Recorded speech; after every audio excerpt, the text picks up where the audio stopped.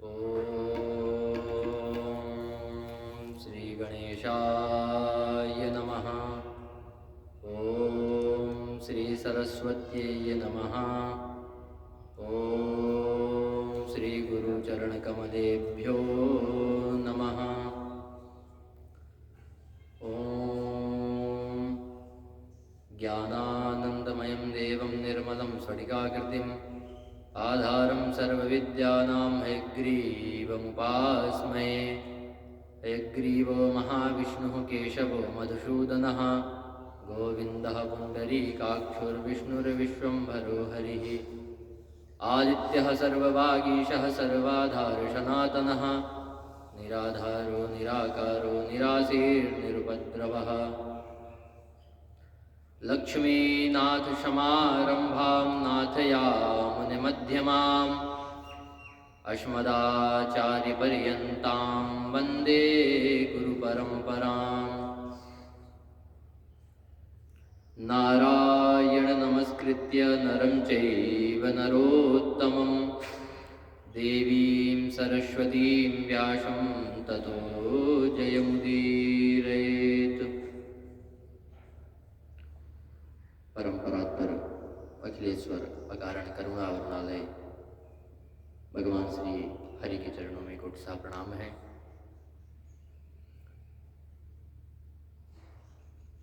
दो नाम भगवान संकीर्तन कर हम आज के सत्संग श्रृंखला में प्रवेश करेंगे। श्री कृष्ण गोविंद हरे मुरारे हे नाथ नारायण वासुदेव। श्री कृष्ण गोविंद हरे मुरारे हे नाथ नारायण वासुदेव।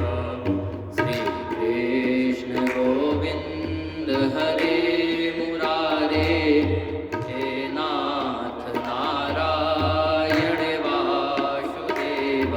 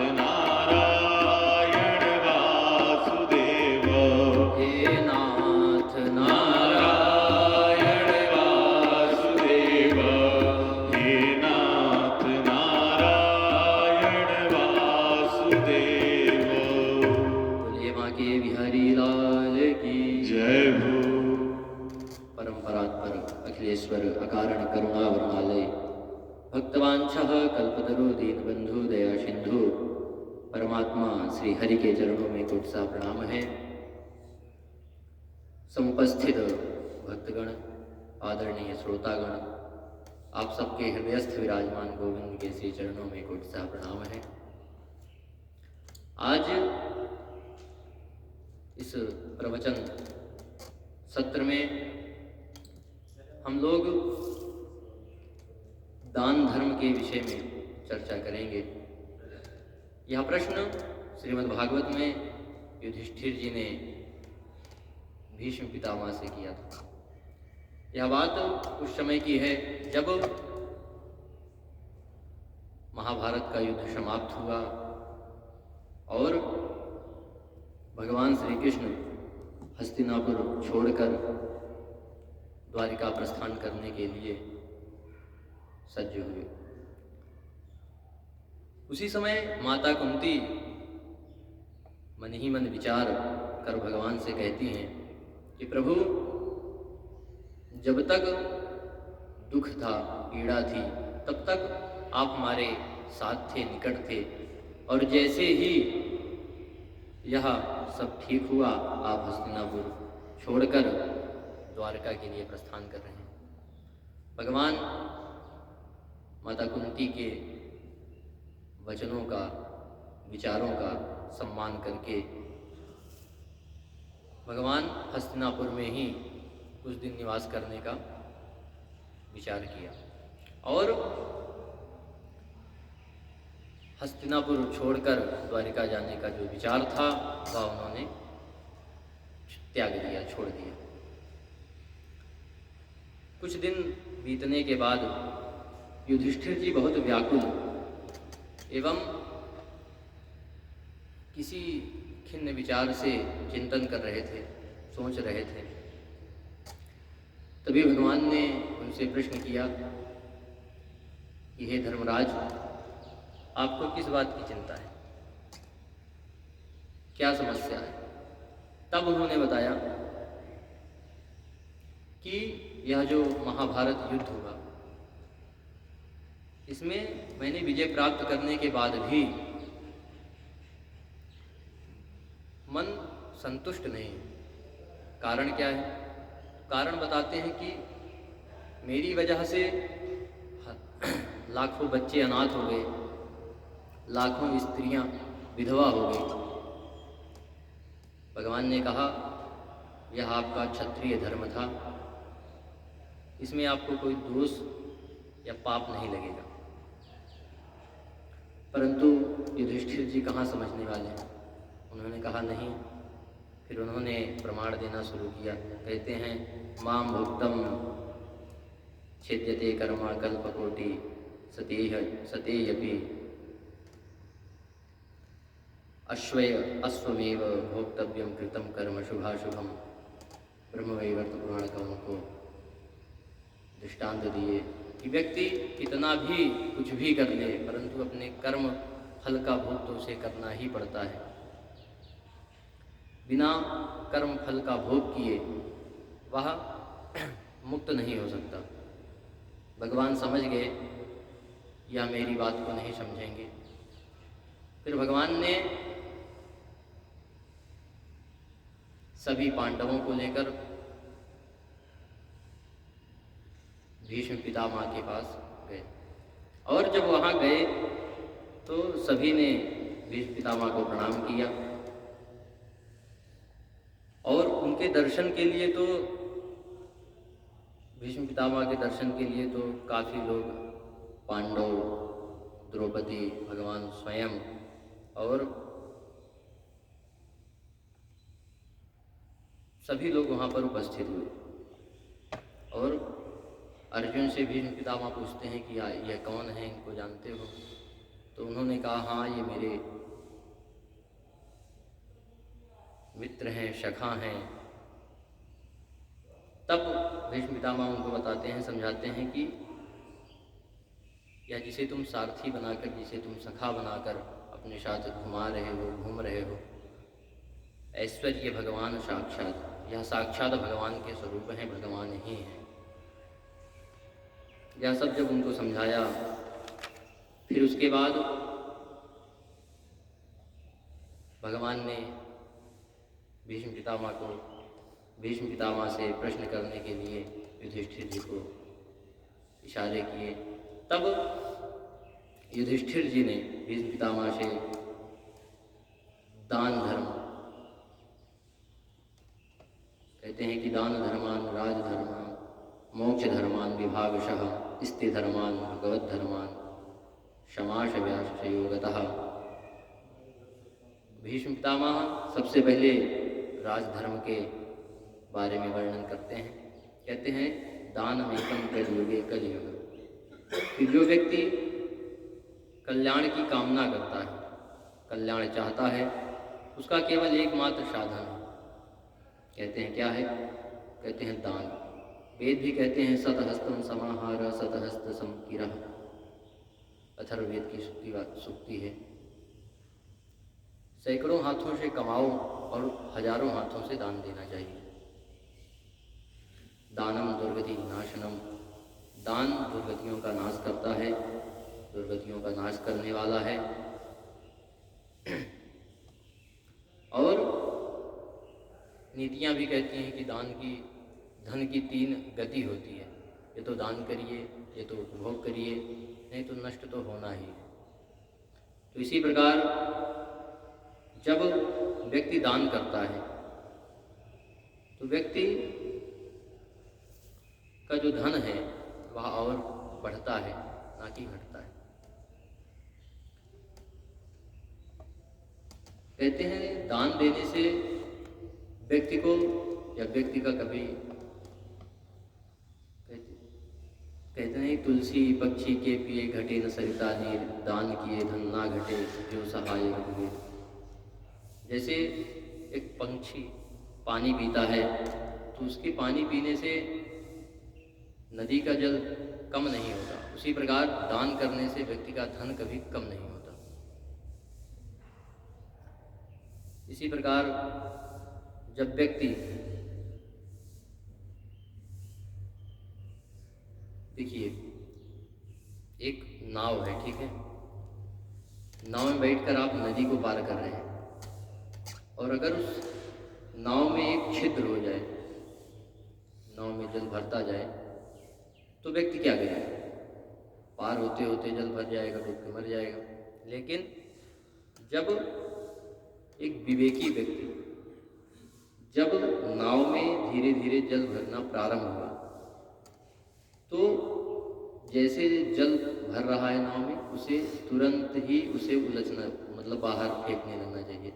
तो उससे क्या होता है? वो किनारे पहुंच जाता है और ठीक ठाक स्थिति में रहता है। इसी प्रकार जब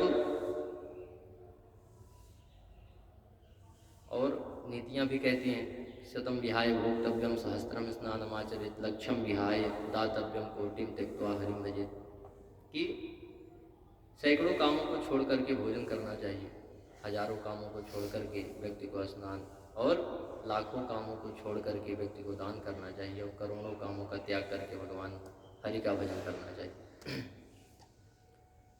कहते हैं दानम मित्रम मरिष्यते, मरे हुए व्यक्ति का अगर कोई मित्र है, कोई सखा है तो वह दान है।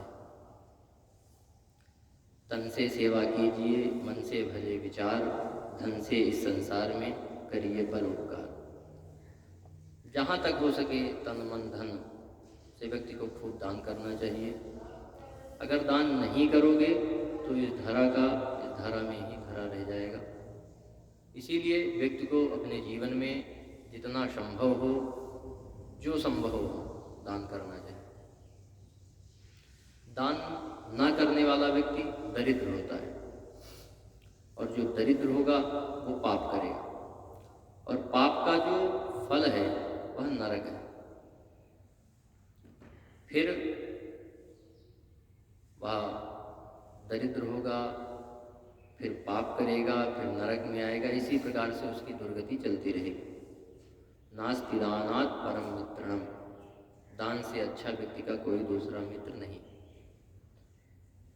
फिर कहते हैं, व्यास जी कहते हैं कि 2 व्यक्तियों के गले में पत्थर बांधकर उनको जो है कुएं में डाल देना चाहिए। कौन? जिसके पास धन है वह दान नहीं करता, और दूसरा जो दरिद्र है और वो तपस्या नहीं करता। ऐसे व्यक्तियों को दान करना चाहिए, क्योंकि दानत प्राप्यते गौरव। जब व्यक्ति दान करता है तो उसे गौरव की प्राप्ति होती है। दान देने वाला हमेशा महान होता है। और जिस प्रकार से, यह जरूरी नहीं कि व्यक्ति धन का ही दान करे, धन से ज़्यादा भूमि का महत्व है, भूमि दान का महत्व है। व्यक्ति जब दान करता है तो कहते हैं नास्ति भूमि शमम दानम नास्ति मात्र क्षमा गति, कि भूमि दान जैसा कोई दान नहीं है और माता के समान कोई गुरु नहीं। अगर आप भूमि दान करने में भी नहीं सक्षम हैं तो अन्नदान का भी विधान भीष्म पितामह बताते हैं, शास्त्र भी कहते हैं अन्नदानम च विपायेह। कहते हैं अन्नदान जब व्यक्ति करता है किसी श्रेष्ठ ब्राह्मण को, किसी जरूरतमंद को, तो अन्न के जितने कण होते हैं उतने वर्षों तक शिवलोक में वह निवास करता है। इस प्रकार अन्नदान का महत्व बताया गया है। उसके बाद स्वर्ण का, अगर स्वर्ण ना भी हो तो वस्त्र का दान बताया है। नास्ति वस्त्र समम दानम भूतो न भविष्यति, कि वस्त्र दान के समान कोई दान नहीं। यदि यह भी ना व्यक्ति कर सके तो कहते हैं विद्यादानम महादान, विद्यादान सबसे बड़ा दान होता है। और उसके बाद अहिंसा का दान करना चाहिए। व्यक्ति अहिंसा का त्याग करना चाहिए। और उसके बाद अगर यह भी न संभव हो तो मधुर वचन, कटु वचन का त्याग करके मधुर वचन बोलना चाहिए व्यक्ति को, मधुर वचन। इसी प्रकार जब भीष्म पितामह समझाते हैं और उसके बाद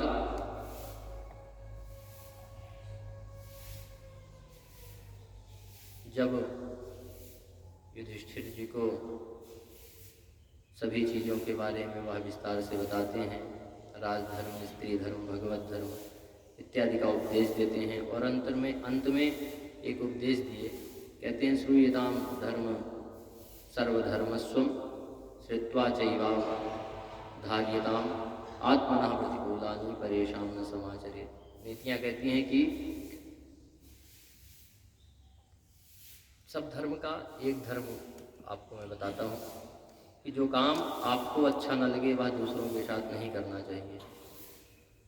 जो जितना आप खुद के बारे में सुन सके उतना आपको दूसरों के बारे में बोलना चाहिए। और अंत में युधिष्ठिर जी को उपदेश दिए और बोले नास्ति एषा च कन्या च एतता विषेचय। यह जो युद्ध हुआ है इस महाभारत में जितने भी वीर गति को प्राप्त हुए हैं उनका जो राज्य है उनके पुत्रों को दे दीजिए, और अगर उनके पुत्र ना हों तो उनका जो राज्य है उनकी बेटियों को दे दिया जाए। इस प्रकार उपदेश देकर भीष्म पितामह भगवान की स्तुति करते हैं। अब यह स्तुति का सत्र हम अगले सत्र में श्रवण करेंगे। इसी के साथ वाणी को विराम, दो नाम भगवान संकीर्तन करके मैं अपनी वाणी को विराम दूंगा। श्री कृष्ण गोविंद हरे मुरारे, हे नाथ नारायण वासुदेवा। श्री कृष्ण गोविंद हरे मुरारे, हे नाथ नारायण वासुदेवा। श्री कृष्ण गोविंद हरे मुरारे, हे नाथ नारायण वासुदेवा। श्री कृष्ण गोविंद हरे मुरारे, हे नाथ नारायण वासुदेवा। श्री कृष्ण गोविंद हरे मुरारे, हे नाथ नारायण वासुदेवा। श्री कृष्ण गोविंद हरे मुरारे, हे नाथ नारायण वासुदेवा। हे नाथ नारायण वासुदेवा। हे